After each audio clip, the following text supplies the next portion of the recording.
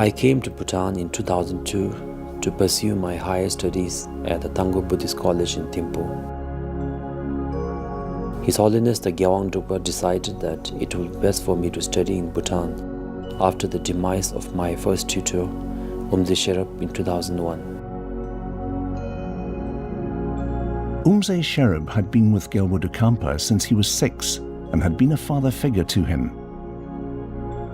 Gyalwa Dokhampa says that even though Umze Sherab punished him a little when he was extremely naughty, he could sense his genuine love even as a child. Umze Sherab was a master meditator and a student of the great Ladakhi yogi Trushik Bema Chugul, one of the heart sons of Drupong Shakyashiri. The loss of Umze Sherab was like losing a father for me. In many ways, his kindness towards all, his habit of giving second chances to everyone, his humility, clear of using anything that belonged to the monastery or was public property, greatly influenced my outlook on life. After his passing away, I think His Holiness the Gyalwa Dokhampa was concerned about my incomplete education and upbringing, as I was just 20 years old at that time. Finally, due to the kindness of His Holiness the present Chekhenpo Tuku Jigme Chöda and His Majesty the 4th Tukyepo Jigme Singye Wangchu, who was the then King of Bhutan, I came to Bhutan for my further studies. Gyalwa Dokhampa always spoke highly of Bhutanese masters, about their wisdom, and with particular emphasis on their humility. Gyalwa Dokhampa especially wanted me to receive teachings from His Holiness the 60th Chizu Rinpoche and present Chekhenpo Rinpoche.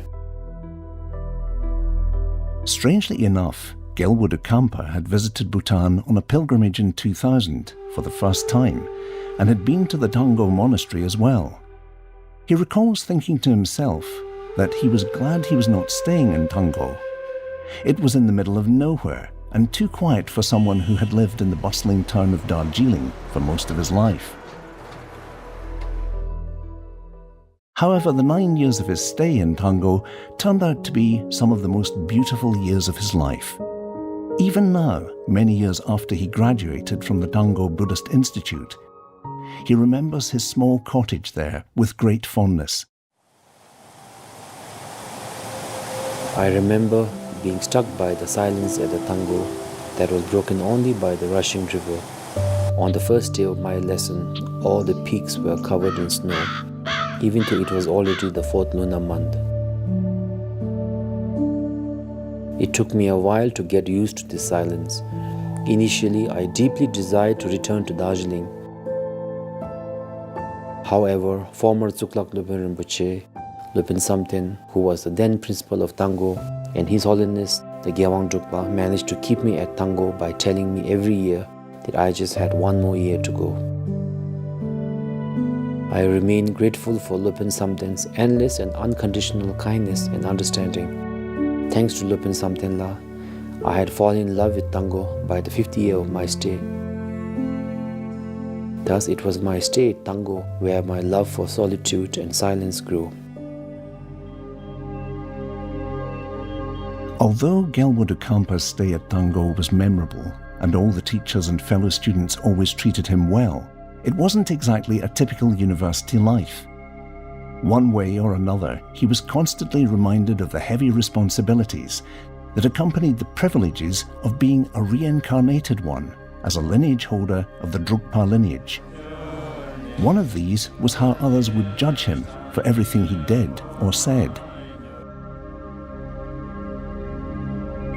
I am often asked if I missed being a normal kid. In all honesty, I did want a simple, ordinary life when I was younger.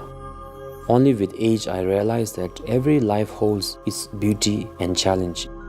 I joke that I may not have grown up enjoying Coca-Cola and burgers, but many Western children will not have also experienced the joy of ematadzi, Bhutanese chili dish. I may not know how to waltz, but I can perform mass dances very well. I may not have spent much time with my family, but my life has always been filled with love and kindness from my teachers and the many kind people I have met throughout my life. I believe that, like our fingerprints, every individual's life experiences are unique to oneself. Therefore, comparing oneself to others only diminishes the joy in our own life. When Gyalwa Dokhampa was in his 8th year as a student at Dango, a gathering of Drukpa masters and Khenpos was hosted at the Druk Amitabha in Nepal, where His Holiness the Gyalwang Drukpa shared his vision to strengthen the harmony and mutual respect among all Drukpas for the future of the Drukpa lineage. Gyalwang Drukpa gave the following advice to all those gathered there. I am saddened by some of our lineage holders having a very territorial attitude. We only want to look after our monasteries or our region, and no one seems particularly interested in caring for the lineage as a whole. The lineage is more important than individual masters or monasteries. The very reason a master becomes a master is through the practice of the teachings of the lineage. Masters build monasteries to sustain the lineage. It should not be the other way around. Unfortunately, we also tend to get attached to a monastery and an individual master, leaning towards the approach of my monastery, my guru, instead of Drukpa lineage master and Drukpa monastery. This attitude of referring to my monastery, my guru, is dangerous as it creates fiefdoms that cause various divisions among lineage holders and monasteries. This individualistic attitude threatens the long-term survival, shared identity, to remain in harmony and unity with mutual respect, and ultimately to preserve the teachings of the Drukpa lineage.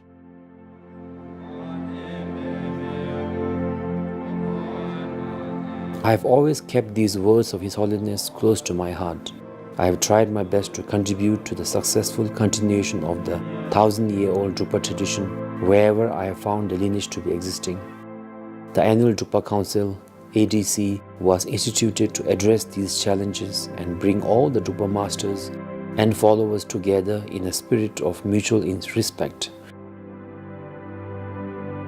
The first ADC was held in Nepal in 2009 under the guidance of His Holiness the Gyalwa Dokhampa and with blessings of His Holiness the 70th Chekhenpo Tukujingme Choda. Since then, the ADCs that took place in Ladakh and Nepal have contributed to closer and frequent interactions among Drukpa lineage masters and followers from different parts of the Himalayan region. It is truly a joy now to see the roots of the Drukpa lineage strengthen and revive in many parts of the Himalayan region. Regardless of the region or the country, the essence of the teachings and practices are the same for all Drukpa lineage masters and followers, with slight differences in the mudras and some ways of conducting rituals, tunes, etc. Whether you are a Drukpa lineage follower from Tibet, Bhutan, Nepal or India, the deity visualization and dissolution practices are the same. All the Drukpa lineage practitioners consider the four-armed Mahakala, Mahakali Tisulma and the raven-faced Mahakala as protector deities of the lineage, and Chakrasamvara and Vajrayogini as the principal deities of practice. In addition to the essence of the practice, from the biographies of past masters, you will see that the masters from different countries were always receiving teachings from each other and reviving what would otherwise have been lost to time. These interactions led to the intersection of the teachings of Drukpa masters from various parts of the Himalayas. It is safe to assume that there may not be any Drukpa meditator in Bhutan who is not a disciple of Bhutan's 68th Chapje Tizur Rinpoche. The NGUYANC, the lineage of 3 yanas written by His Holiness Chapje Tizur, says that His Holiness journeyed to the Tibet and received teachings from various Drukpa masters of Tibet, such as Chokta Rinpoche of Dingboche Monastery and 8th Drukpa Shogun of Deshin Chongur Monastery. The root guru of 68th Chekhenpo for Drukpa lineage was Tuvang Tenzin Gyatso, who was student of renowned yogi Tuvang Shakyeshiri, known as the manifestation of Chakrasamvara.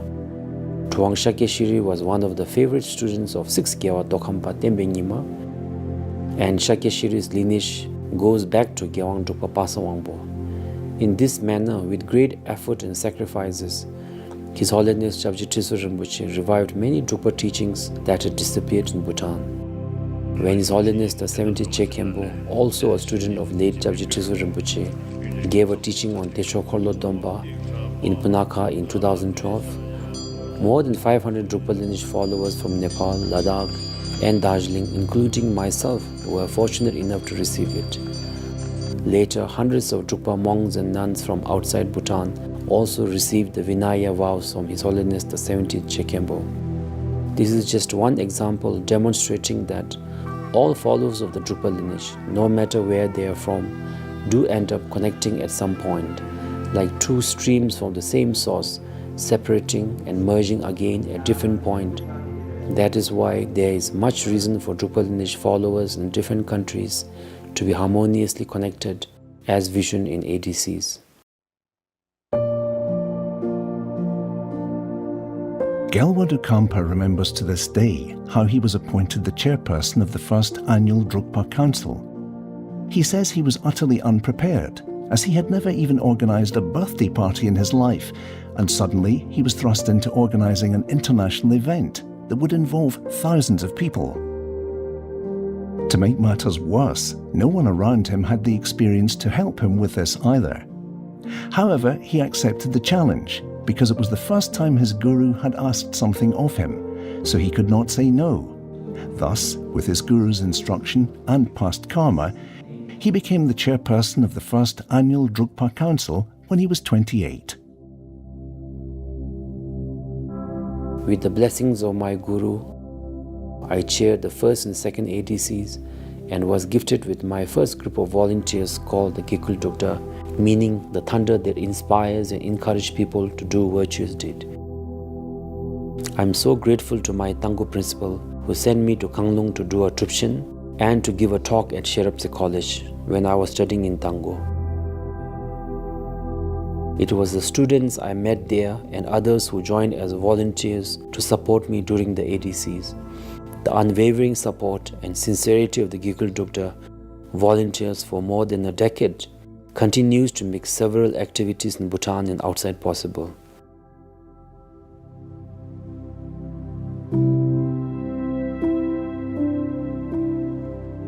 In 2010, Gyalwa Dokhampa was offered the Druk Ralung Shedrup Cherling Monastery by the community in Kabisa not long after he graduated from Dango. But before deciding to accept the monastery, he sought the advice and the blessings of both his gurus, His Holiness the Jekhenpo, His Holiness Gyalwa Drukpa, and his teacher Tsukla Lopon Samten. His gurus and teacher told him that he would face some challenges, but accepting it would benefit the sentient beings. Previously, there used to be a small temple where Druk Ralung Shedrup Cherling now stands.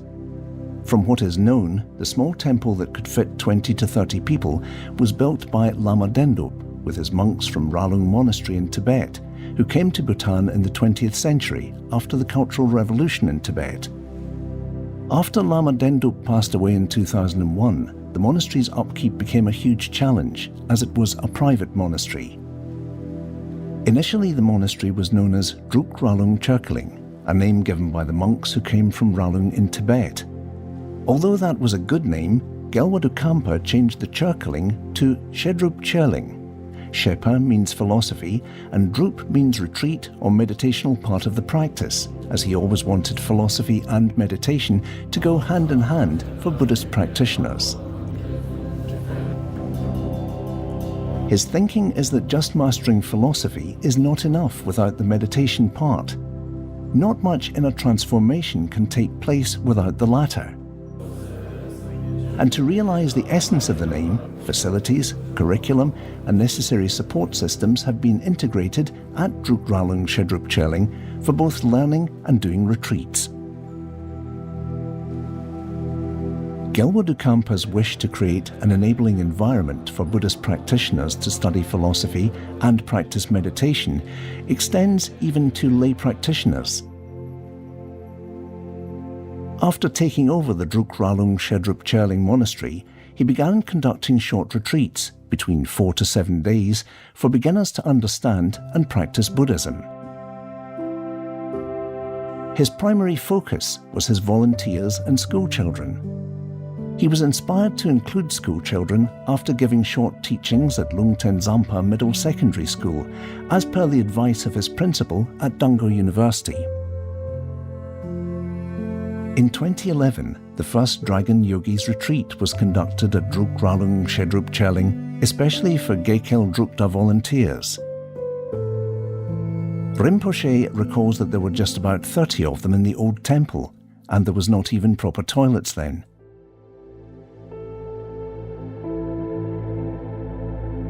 I've always been touched by the devotion of the Bhutanese, especially the youth, to the Buddha Dharma. When Lungten Zampa school students were told by their principal to voluntarily stay back for an extra hour after their classes to receive a teaching, 90% of them stayed back.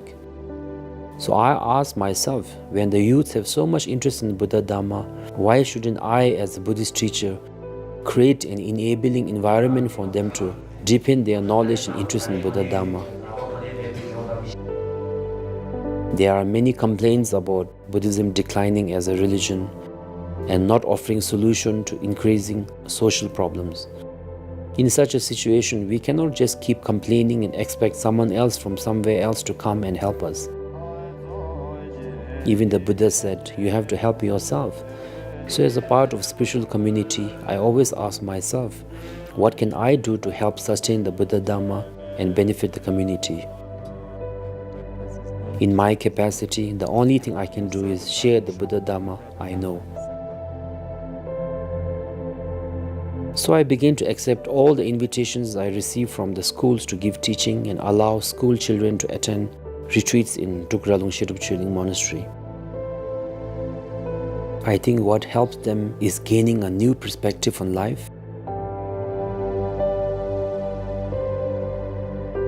We also teach them appreciation, meditation, impermanence, the law of cause and effect, contentment, and humility are highlighted at the retreat. It provides the young mind something else to ponder instead of excessive material pursuit.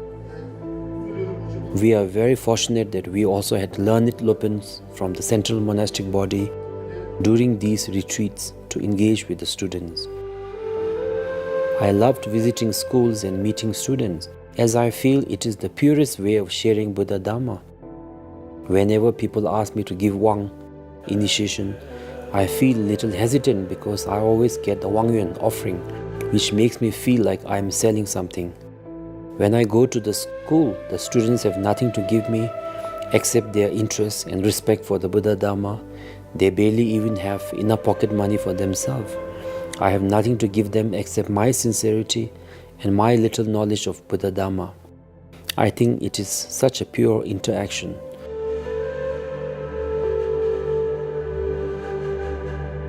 This small gift of spiritualism to the youth of Bhutan is my humble attempt at repaying the immense kindness and support of 4th Druk Gyalpo, His Majesty the King, Her Majesty the Queen, His Holiness the Che Rinpoche, for allowing me to study in Tango.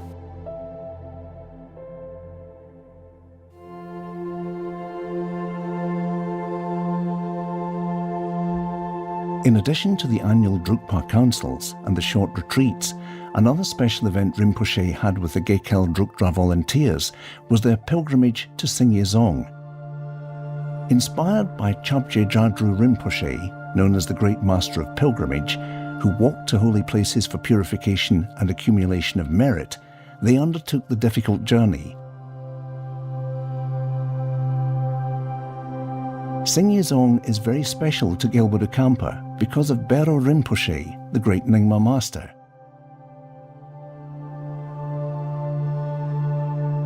He visited SÄNG when he was Lam of Nimalung in Bumtang and said that SÄNG was among the holiest places in Bhutan. It was said that whenever Bero Rinpoche went to SÄNG, nectar would fall abundantly and stop only at the end of his pilgrimage.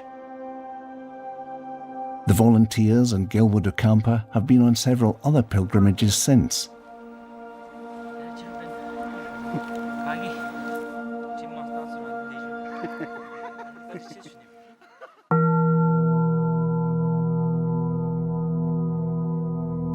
Coming back to DRSC Monastery, I built this new temple at DRSC Monastery as a tribute to Shabdrung Ngawang Namgyal's kindness. When I was younger, I used to think to myself that I will never build a monastery. To construct a monastery is difficult, and even more difficult is to manage and sustain it. On top of that, hardly anyone wants to be a monk or nun these days. Even if there were monks and nuns, managing a monastery entails looking after them. This is why I always say that if you are Rinpoche, you have a very large family without ever having to get married. I sometimes complain to the previous Khamtrul Rinpoche, as he was the one who first came to Bhutan and later passed away in Trongsa Dzong. I feel that he must have made certain aspirations that will benefit Bhutan, since he had such a strong connection with the country. It must have taken him 15 minutes to make the aspiration, but it took me 9 years to finish building the Dugralung Shetub Cheling Monastery. Having said that, it must also have been his blessing and power of his aspiration that made this happen successfully.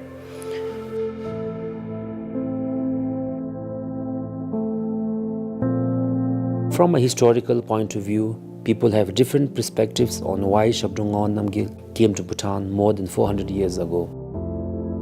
I would like to share my thoughts as well, with no intention to agree or disagree with anyone.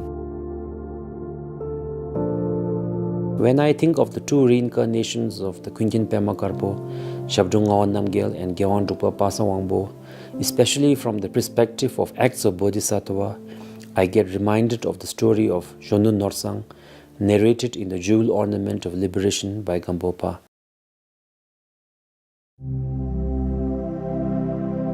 Manjushri guided Shunu Norsang, who was on the path to becoming a bodhisattva, to go and learn about the bodhisattva's ways and teachings from the king, Gyalpo Mei. However, when Shunu Norsang saw the fierce-looking king, who was punishing people severely, even amputating their body parts as punishment, he thought to himself that the king couldn't be a bodhisattva and that Manjushri may have sent him to the wrong place. As Shunu Norsang thought of returning, Gyalpo Mei said, "Shunu Norsang, I am the one Manjushri said to meet. I am doing this because the people here are so wild. Therefore, I have to use these methods to tame them. If I do not discipline them now, they will continue doing negative things, destroying this life and lives to come. Therefore, I am manifesting wrathful activities for the benefit of sentient beings." Gyalpo Mei then snapped his finger once, and all the people being punished disappeared, as it was all his manifestation. As in this story, we cannot judge the acts of the bodhisattvas by their immediate action. If we must judge, it should be based on the result of that action. Like Shunu Norsang, we expect a Jangshub Senpa or bodhisattva to be smiling and kind, but Gyalpo Mei was just the opposite. Shabdrung Rinpoche's coming to Bhutan was predicted by many masters. One of the signs of this prediction was that even at a young age, people will find grains of rice between his teeth, when rice was non-existent in Ralung, Tibet.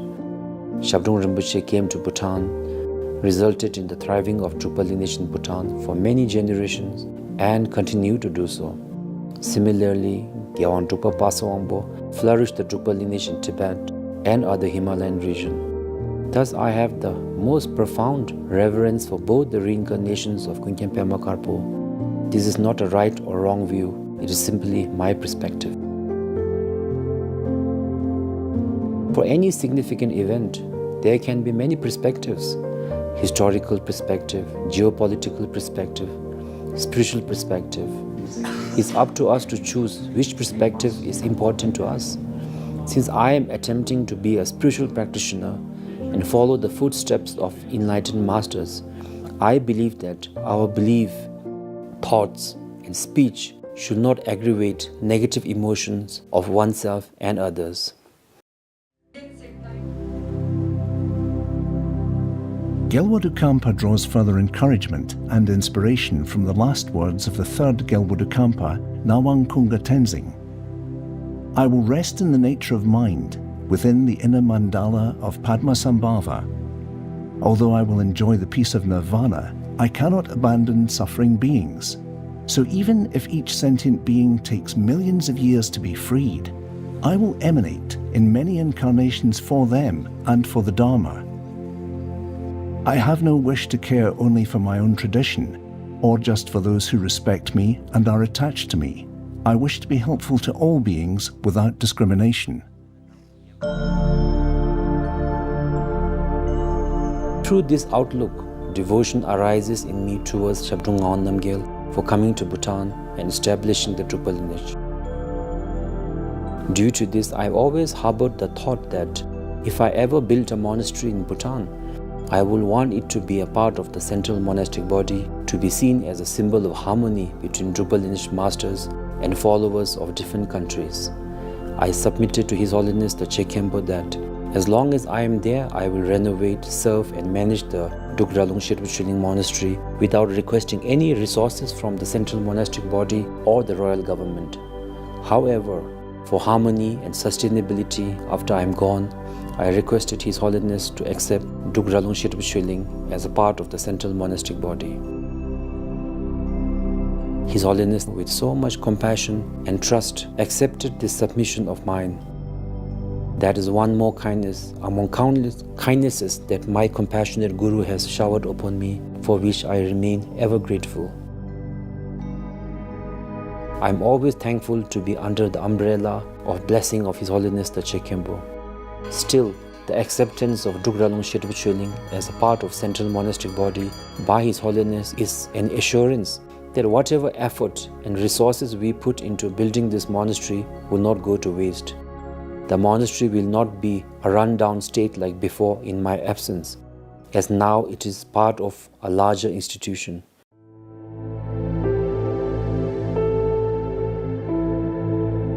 It is like the saying that if a drop of water is mixed with the ocean, the drop of water will not dry as long as the ocean remains. The new temple at Drukpa also houses the 900-year-old statue of Milarepa, which is said to have been one of the 3 handmade statues by Petaginki, Milarepa's younger sister. This statue of Milarepa was one of the most sacred relics of Drukpa Monastery in Tibet, founded in the 16th century by the 4th Gyalwa Drukpa Kyungken Pema Karpo. It is said that in the past, this statue of Milarepa manifested miraculous signs of speech and growth of hair. This sacred relic was passed on to Gyalwa Dokhampa by His Holiness the Gyalwa Drukpa as a personalized relic with prayers for the thriving of the Buddha Dharma. As Bhutan is the last Vajrayana kingdom in the world and is an upholder of Drukpa lineage, I have installed the sacred statue of Milarepa as the heart Nangten of Amitabha statue in the DRSC monastery as a Tongdul, or liberation at sight. I would like to add that I submitted to His Holiness the Chekhenpo that the monastery will be Bhutanese in all aspects, externally its architecture, and internally the etiquette of the monks and the style of doing rituals. This is because I believe in adding to Bhutan's wonderful culture. Buddha said that a tremendous amount of merits are accumulated when we build monasteries, stupas and statues. There is a story of a muddy pig that ran around a stupa when chased by a dog. It inadvertently ended up offering a bit of mud from his body to the aging stupa and ended up becoming an arhat. Rinpoche believes that a tremendous amount of merit has been accumulated with the building of the Drukpa Monastery, as there was sincere motivation and effort from many people. I would like to dedicate the merit of constructing the Drukpa Monastery towards the longevity and good health of His Majesty the King, His Majesty the 4th Druk Gyalpo, Her Majesty the Gyaltsen, Their Royal Highnesses the Gyaltses and Gyaltsem, His Holiness the Chapji Rinpoche, His Holiness the Gyalwa Dokhampa, all members of royal family, and all great masters of all lineage of the Buddha Dharma. I pray that the great spiritual relationship and harmony among all beings in the world, especially among Drukpa lineage masters and followers, prevail for countless eons. We should never forget that no true spiritual master will ever want to create disharmony among followers of the same lineage as well as different lineages, when the very essence of Buddha's teaching is compassion and forgiveness. If we strongly believe in our heart that our past masters are manifestations of Buddhas in human form, then I think we can safely assume that they will want harmony and mutual respect among all Buddhist practitioners and all the beings.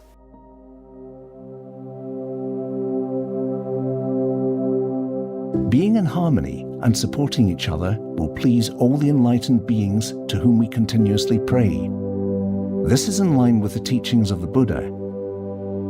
Gyalwa Dokhampa also makes a special dedication of merit to the sponsors of this temple from Bhutan, Malaysia, Vietnam, and many other countries.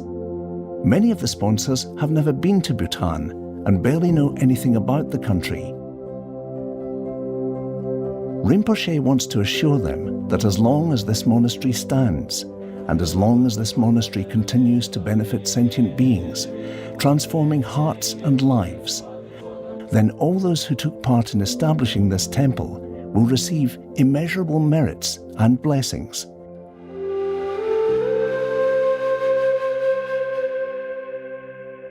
Life is impermanent and passing by every moment. The last moment instantly becomes a dream, and we don't know where we all might end up tomorrow. I rejoice over 2 decades of my stay in Bhutan, during which I have been fortunate to witness and be part of many auspicious occasions. His Majesty's coronation, the royal wedding of His Majesty and Her Majesty Gyaltsen Chisn Pema Wangchok, births of the royal Gyaltses and Gyaltsem, Bhutan's transition to constitutional democracy from absolute monarchy. I am also fortunate to be in Bhutan during this global pandemic with COVID-19, where we are showered by the compassion of their majesties, ensuring each of us is safe and secure.